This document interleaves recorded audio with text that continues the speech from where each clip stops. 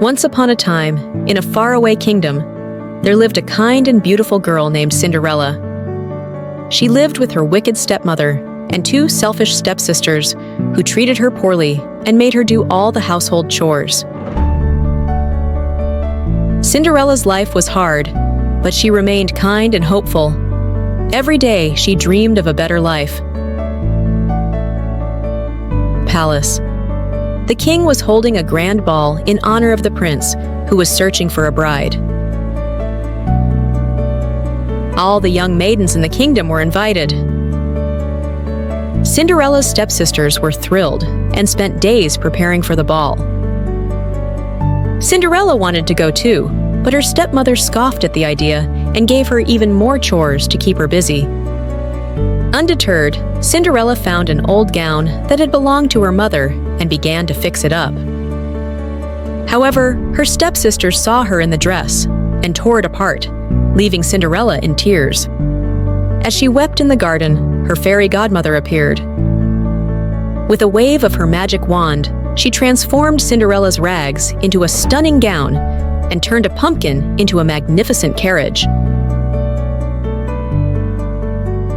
Mice became horses, and a rat became the coachman.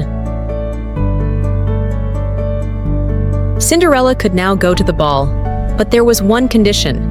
She had to return before midnight, as the magic would wear off.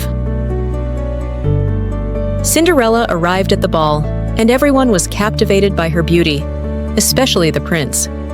He danced with her all night, and Cinderella was so happy that she lost track of time. As the clock struck midnight, she remembered her fairy godmother's warning and fled the palace, losing one of her glass slippers on the steps. The prince found the slipper and declared that he would marry the girl whose foot fit the shoe. He and his servants went from house to house, trying the slipper on every maiden in the kingdom. When they arrived at Cinderella's house, her stepsisters tried to squeeze their feet into the tiny slipper, but it was no use. Finally, Cinderella asked to try it on, and it fit perfectly. Cinderella and the prince were married in a grand ceremony, and they lived happily ever after.